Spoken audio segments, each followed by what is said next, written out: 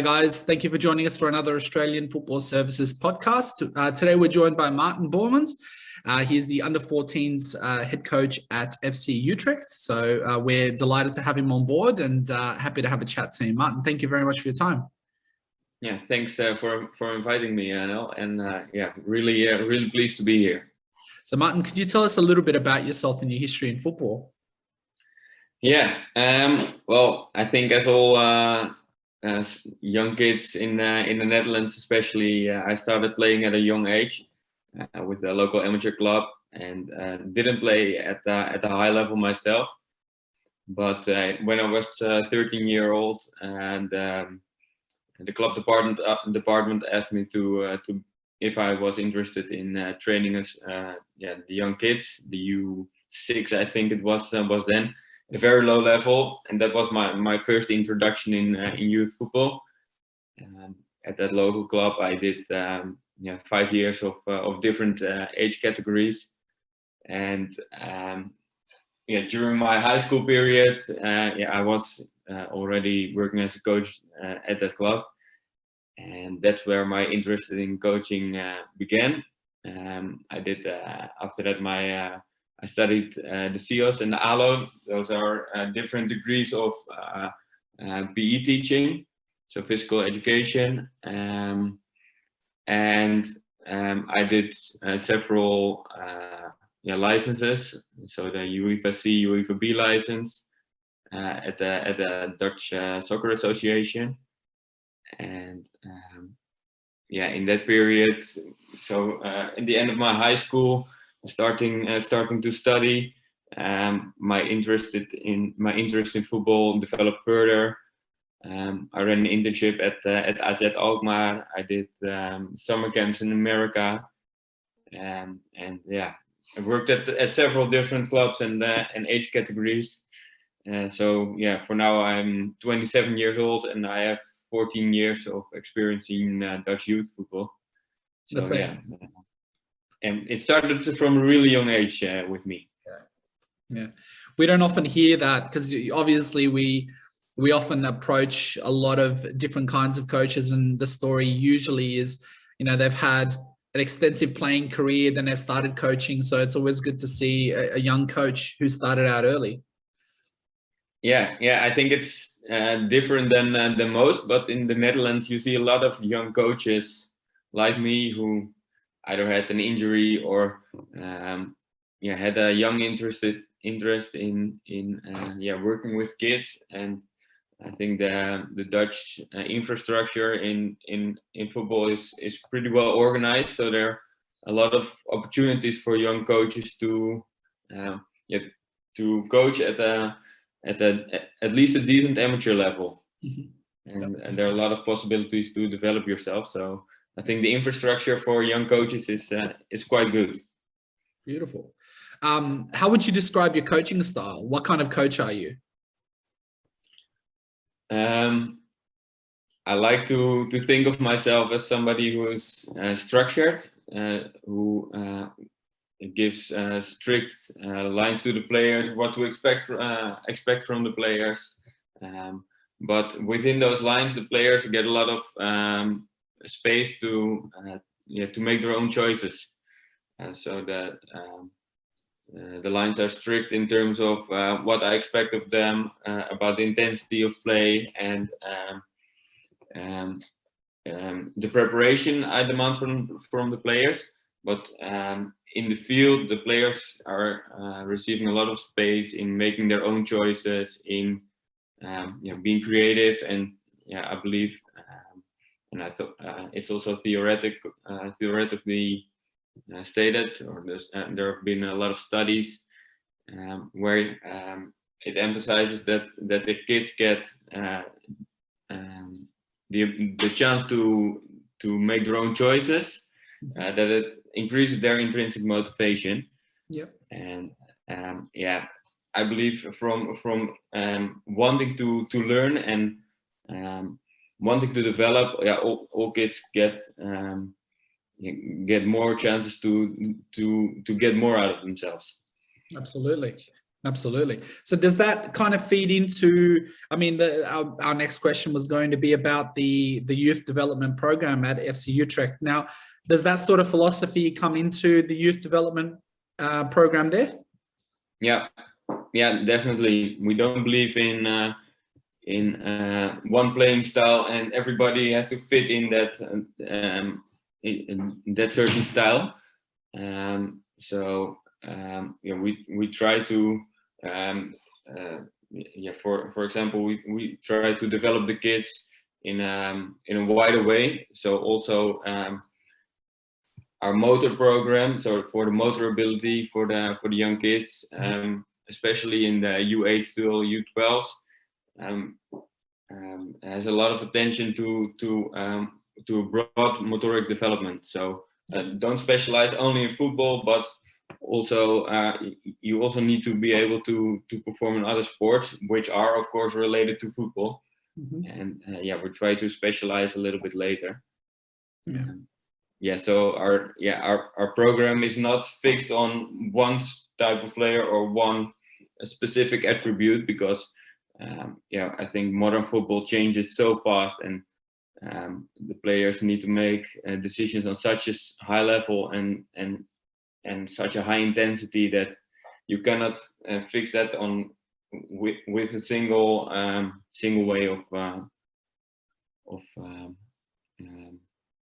developing. Sure. I'm looking for the word, not education, but I can't find the right word in English.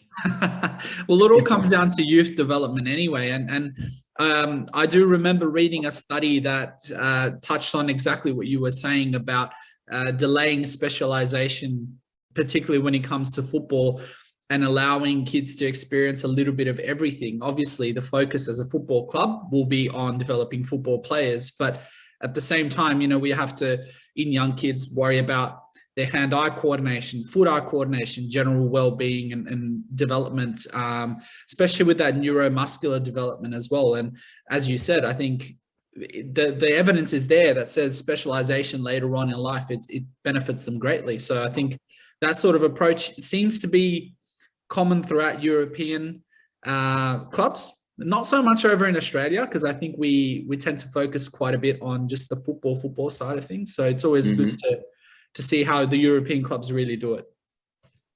Yeah. Maarten, how many days a week do you guys train? In the U8 till U11, they train 3 days a week and match on Saturday.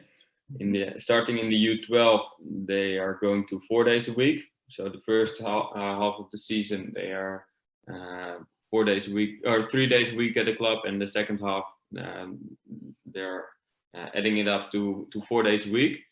And after the U12, they also go to the high school. So until the U12, the parents bring the kids to the training sessions, and they pick them up afterwards. And starting in the U13, they also attend a high school that is connected to Utrecht. So they get picked up on a central point with a bus. Then they go to school, and after school they go back to the club, and they train 4 days a week on Monday, Tuesday, Thursday, and Friday, and have a game on Saturday. Wow, that is extensive. Do the kids stay at the club, or do they go home after training? No, they go home after training. Okay. The Netherlands is a relatively small country with a lot of football clubs. There are 6 clubs with an international youth department in the Netherlands: Ajax, AZ, Feyenoord, Vitesse, and Utrecht, and PSV. And they are all within, I think, 100 kilometers of Utrecht. So that's pretty close to each other. Yep. And at Utrecht, we only take players in our academy that are within 55 kilometers of the club. Sure. Okay. So the travel distances are limited. So they go home after the trainings. Sure. So in terms of your season, how many games would you say the team plays? And do you guys participate in, let's say, extra tournaments or extra competitions to get more match time? We play a match every Saturday. And the competition runs from starting in August until the end of May. Mm-hmm. And we have a practice match every Thursday, every other week. So yeah, those are probably let's say 70 matches a year, and there are a lot of free weekends during the season, and we try to fill that in with international opponents. Mm-hmm. And international tournaments. In the Netherlands, you have a lot of tournament organizations that invite clubs from all over Europe or sometimes all over the world. Yeah, and we play a lot of international tournaments. And we also travel to other countries to play tournaments and to let our players experience different football cultures and also different families, because in a lot of tournaments, especially in Germany, players are staying at host families during the tournaments. Sure. So they experience a different culture. They have to adapt to how a family deals with them and how they react to them. And we believe that's very interesting for such young players. Yeah. And so we play a lot of international games and international matches. Okay. Do you find, just on what you were saying about doing like exchange families and all of that, do you find that makes the kids a little bit more resilient to change? We try to train chaos in a lot of different ways at the kids. So each time when they feel comfortable, we bring them in a situation that's uncomfortable for them, or at least we try to do that.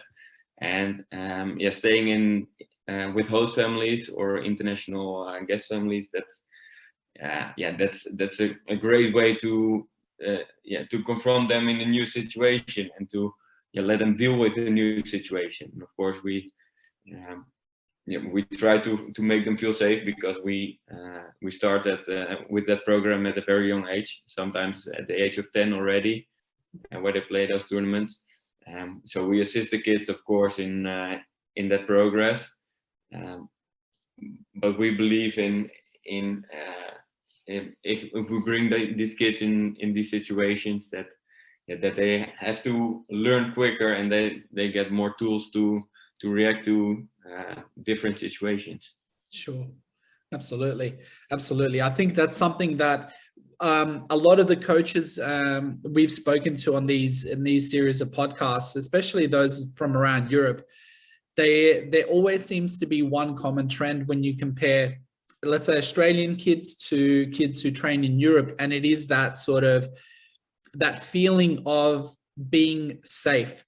I think as a coach myself, I see it all the time with the young boys. You kind of see them as they know that they're safe and they know that there's no chaos in their lives, as you mentioned. So their football reflects this. So there is no chance for them to develop that resilience or that their ability to adapt to these changes. And I think there is an element of complacency in these players. So they become less likely to work a lot harder compared to their European counterparts, of course.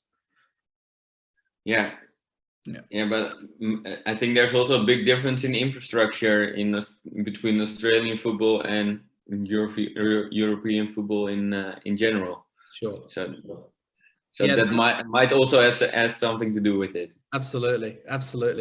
Now, just going back to the amount of games that teams in the Netherlands play, how important as a coach do you think is it for kids to get as much game time or as many games as possible? And if they don't have those, let's say 50, 60, 70 games in one season, can they make up the results using extra training sessions, or are the games very, very important? Well, we believe that the games are very important, because that's what the end product should be. but last year has also proven us that you're not always allowed to play games, and that you have to adapt in very different ways. But in general, we believe that that if we play games, the kids encounter a lot of situations, and you can't always simulate those situations in a training. And the match experience is I think the most valuable experience that a football player can get. And we try to give players equal play time during the season. So some players, of course, play more during the competition games, but the other players, they play then the practice matches, and we try to find an equal level in the practice matches for the players that didn't play. And until the U12, all the players have the exact same amount of playing time. Okay, interesting. Do you see that there's a promotion of players at the club? So what I mean is, do the under 13s normally go to under 14s, or does the club always look to bring in new players? Well, we try to scout, of course. We're starting from the U9 in next season, and the U8 is going off with us. And the ideal situation, of course, is that a U9 kid stays with us all the way until the first team. But we're not perfect, so everybody or players develop at a different rate than we expect. So I think a normal amount is that we lose 1 or 2 players each year in every age category. And in the U9 we have a very small group of 9 or 12 players, 9 to 12 players, and in the U18 those are 18 players in a squad. So during the whole period we're looking to bring in new talent. Also because kids all develop in a different time and at a different speed. So the kid that didn't catch our eye at the age of 8 can catch our eye at the age of 18 or 16 or 14. I think a good example now in the Dutch national squad is Denzel Dumfries. He scored 2 goals in the Euros. And he only joined the professional club at 19, I think, or 18. So at a really late age. And I think he's a good example of not that you can't put a metric for all the same kids, all the kids. Each kid is individual, and you can't predict the way it goes. Absolutely. In terms of the scouting that you mentioned, you did make a little comment before about the kind of players and the areas that your club looks for. Do you look for players specifically from the Utrecht area, or do you also are you open to players from overseas? No, we try to focus on players in the Utrecht area. Like I said before, we have a limit of 55 kilometers. And that's the area where we try to find and develop our players. And there are also a lot of people living in that area. So in that area is also, for example, Amsterdam included. So we have, I think, a population of 3 to 4 million people that live in that range. But our focus is the city of Utrecht and the province of Utrecht. But at a later age, so let's say 17, 18 years, you're getting close to the first team, and then some players from other countries get in. But our main focus is on the players in the area of Utrecht. Beautiful. And does the team have a specific scout department? And if so, do they focus on scouting individual players, or do they go and scout teams and maybe they might come across a particular talent? We have a scouting department at the club. And it's divided into a couple of sections. We have of course, the senior department for the first team, and the youth department. And in the youth department, we work together with local clubs in the area of Utrecht. And so each coach in his contract has a couple of hours to assist the amateur clubs in the region, where we try to develop those clubs to eventually get better players from those clubs. And in exchange, if they have a talent working at that club, we want to hear about it first. And we have the option to bring him to the club. So that connection between the local amateur clubs and Utrecht is really strong. So we're dependent on tips from our amateur club, and we also have a lot of scouts who travel the country each Saturday to look with the club size at the amateur matches, and also at other clubs to scout for talent. Oh, excellent. Now, as a coach who has obviously spent many years coaching, even at your young age, what has been your impression about individual training? So how important do you think individual training is? And does it apply at a young age, or is it more for older boys? I think it depends on how it's filled in. We in the Netherlands, there are a lot of coaches who are volunteers, and not always with the skills required to develop kids and the knowledge. So for a lot of kids, extra sessions can be very valuable to develop their technical ability and to train under the leadership of a certified coach. But we also see that 8, 9, 10-year-old kids practice 7 days a week, and so that they're training at Utrecht, for example, and they follow 4 or 5 extra sessions next to Utrecht to develop their individual skills. And I don't think that's a healthy situation for those young kids. So depending on what level you have and what level you play at, and the level of coaching you already received during your normal sessions, I would say it can be a valuable addition, but it has to be balanced, I think. Sure. Yep, that makes perfect sense. Especially when you're saying in terms of the kind of coaching that they're getting. So you can have someone who is offering qualified coaching sessions, and then you've got extra sessions with someone who may not be as qualified. Obviously they're working hard, and they've got the best intentions, but it's obviously not a qualified coach. It can sometimes be counterintuitive to what you want to achieve as a club.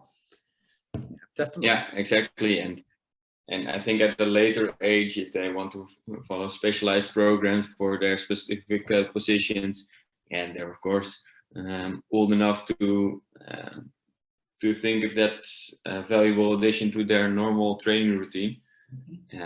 But the balance is, I think, really important. And normally in the Netherlands, those sessions are focused on technical ability. So I don't think that's really different from what a coach at Utrecht would say. And so, but like I said, the balance should be good, and there shouldn't be too much extra sessions if they already train and play football 5 days a week. Sure, makes sense. Now, in terms of FC Utrecht, now, does the club have a philosophy when it identifies what kind of player will join the academy? So is there such a thing as a typical FC Utrecht player? Yeah, we have a Utrecht DNA.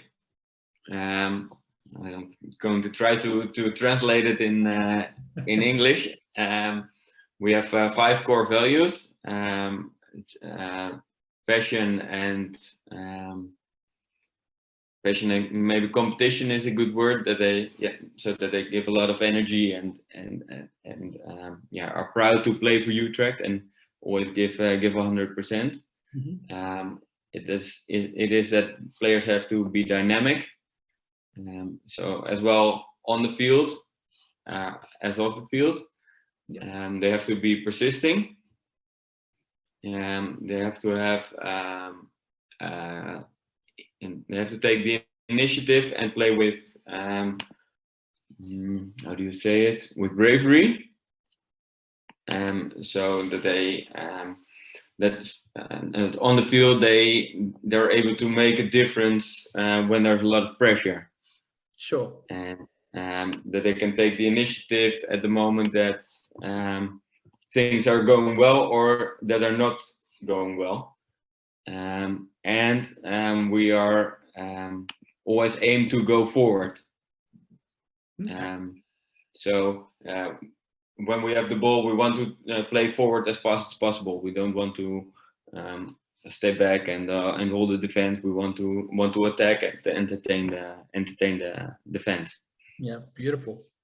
So those are the main values where a Utrecht player has to stand for, and below that we have, of course, the personal and the technical and the tactical qualities that the player should have.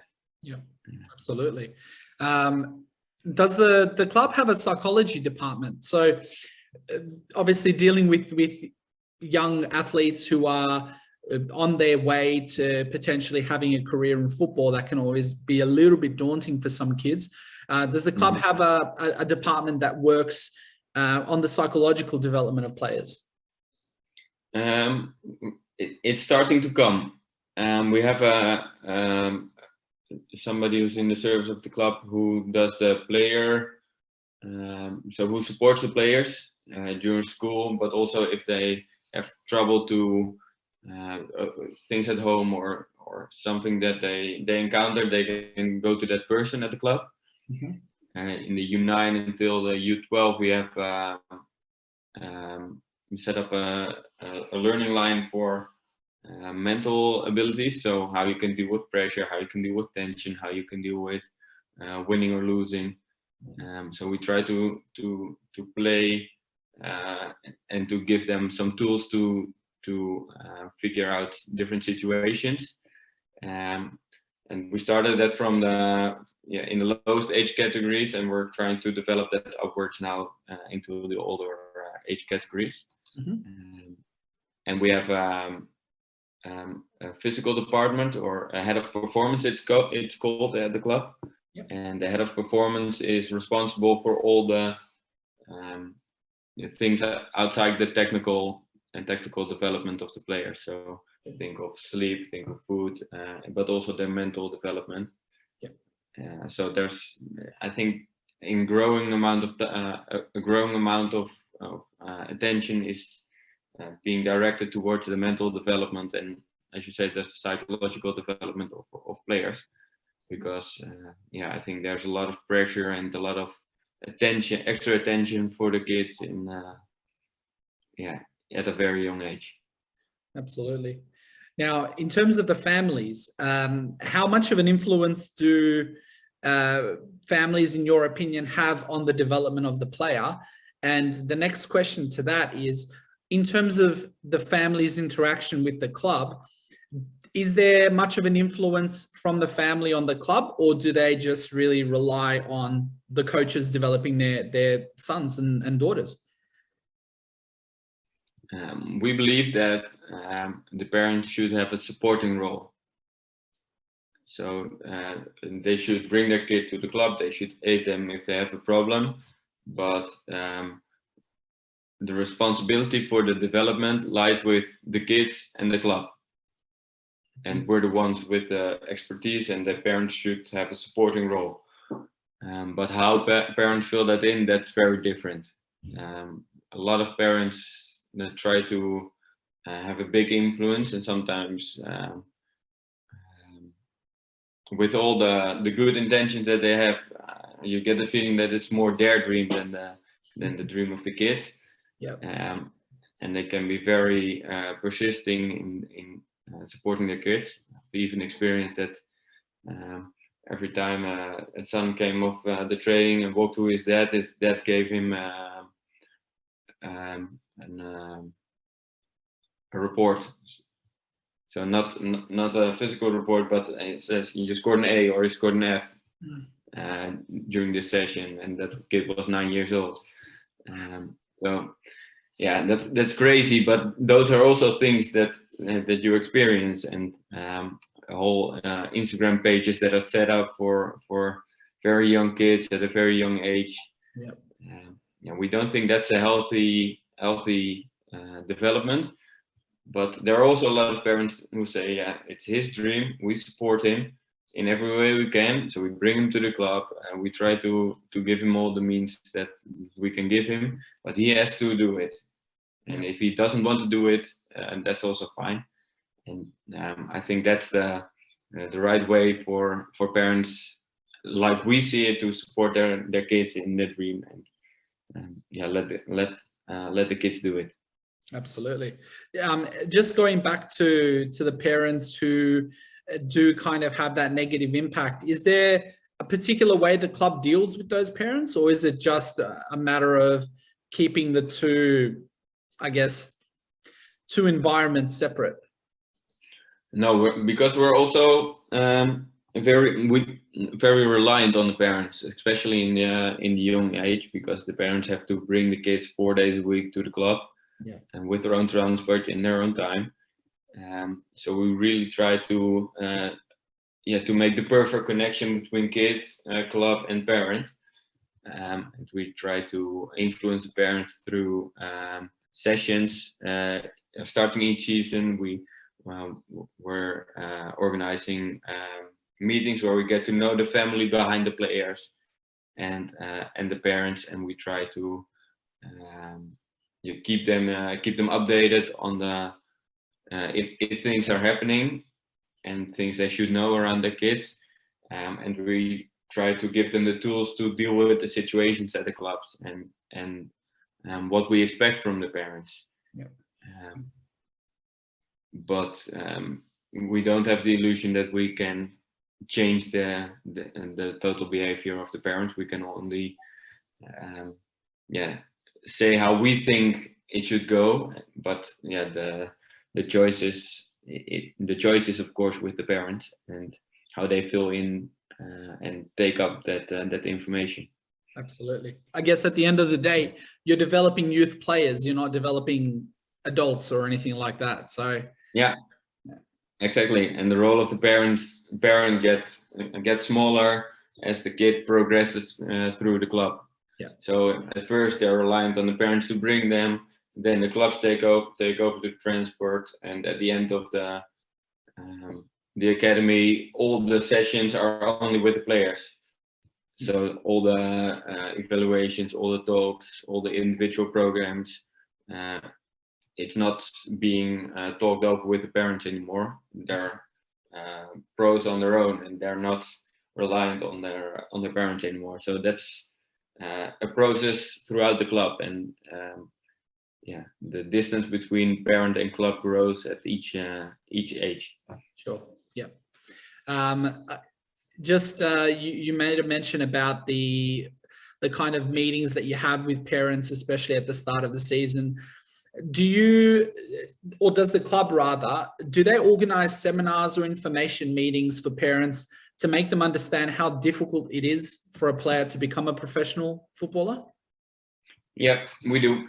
So I think from a study around the world, I think it was that for players who play in professional, 4% of the players who play at academies eventually reach professional football. So that's a pretty low amount.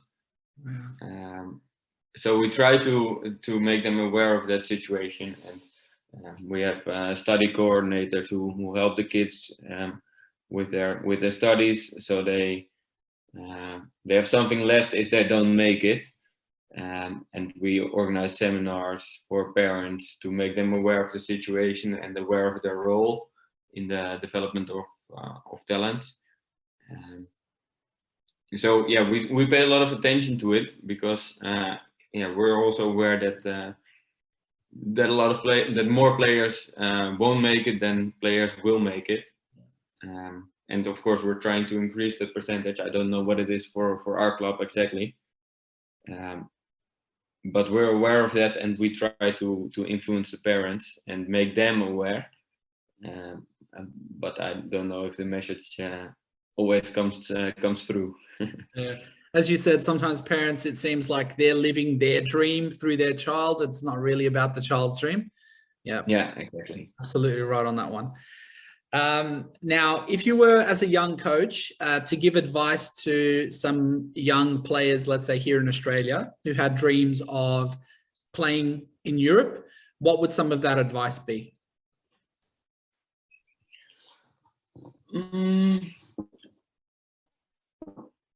We played against an Australian team once, against the Blacktown Spartans. Mm-hmm. And one of the coaches there, he was a former first team player at our club. And I think something that that interested me was the mentality of Australian kids, that they were really working hard and their intensity was good.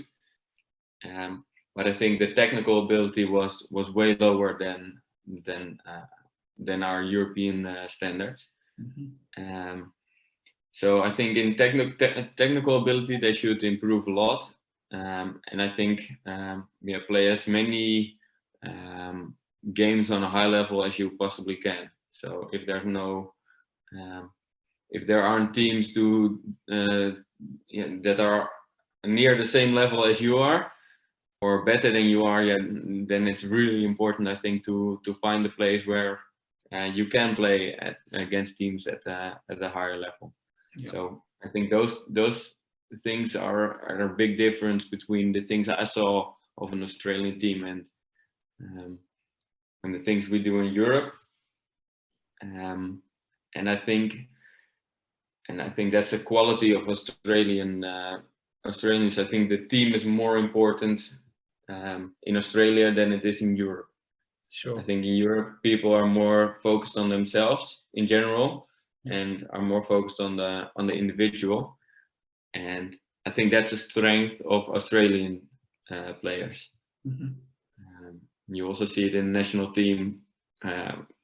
There are a lot of times less than other countries, especially on the World Championship, but they always perform well. Mm-hmm. And I think that has to do with their mentality. Sure. Okay, that's very interesting because, yeah, well, I've heard that numerous times from different coaches. They do mention that Australian kids generally do work harder when they're on the pitch, but it is those minor things that make up the bigger picture of football. So obviously your technical ability, your tactical understanding, your ability to strike a ball properly every single time. And these are things, as you mentioned, they start off at a very young age. And if you don't master the skills early on, it becomes harder and harder every year that you go through. Because I guess when you're developing as a footballer later on, your focus is on other things. It's not on developing the fundamentals. It's mastering the understanding of the game and how to play the game to a particular system, let's say. Yeah, and for us, the technical ability is also always in relation to the game situation. Yep. So, the choice you make and the time and space you have to make the choice, that depends the outcome of your technical technical ability or technical skill. Mm-hmm. So to develop the choice on the right moment and the ability to execute that decision, I think the combination of that makes a player able to play at a high level. Yeah. So to get yourself in a lot of situations where it's difficult to make the right choice, and where you get confronted with your maybe inability to execute the right the right skill, I think that's the hard thing. Yeah, absolutely. And it is very confronting, as you said. Once you go from a club where you might be the best player, easily having time on the ball, to being put in that uncomfortable situation where you don't have as much time on the ball, and you start losing the ball and then start making those mistakes that you're not used to making, I think it is very confronting, as you said, and it's a good learning curve for most kids. Yeah, exactly. And then the question is, what do you do as a kid to develop that? Are you focused on, okay, this is my level, so I can't handle it, so I keep doing the same thing? Or do you take in what, or do you analyze your performance and start thinking, okay, how can I perform better next time, and what should I develop to perform better? Absolutely, absolutely. And lastly, if you were to give some advice for, let's say, young coaches who dream of coaching in Europe, kind of like yourself, what kind of advice would you have for them? Make a lot of time and effort to develop yourself. And when you encounter something and think of something new, try it out. But also be able to reflect on what you did and be open for new things, and be open to learn, because I think as long as you stay open to learn new things, and as long as you try to develop yourself, I think you have a chance to get where you want to go. But I think a lot of coaches and young coaches think they're very soon at a high level of coaching, while there's plenty of more to learn. Yeah, I think for everybody, even the top coaches in the world are able to learn new things, I think. So especially for young people like myself, or even younger coaches, yes, try to stay open to learn, experience new ways of coaching, and try to assist with other coaches, so you can learn from their experience. Mm-hmm. Absolutely. Yeah, but the main thing is put a lot of time on the field, and put in a lot of hours at the training sessions and with the kids, because those are the moments where you learn the most. Yeah, absolutely. Well, Maarten, thank you very much for your time today. It's been lovely chatting to you, and you've offered some fantastic advice, especially for the younger coaches or coaches who might be working with youth. So it's always great to hear from someone who, does have a lot of experience, even at such a young age. And we wish you all the best for the rest of the season and for the future going forward.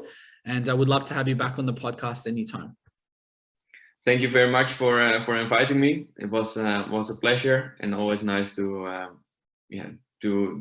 share my experience. And I hope it would be lovely to join you again. Absolutely. In the future. Thank you very much, guys. Thanks for tuning in again, and share this amongst your networks, and feel free to stay tuned to all of our socials. We've got a few more podcasts coming up very soon. So until next time, take care of yourselves, and goodbye.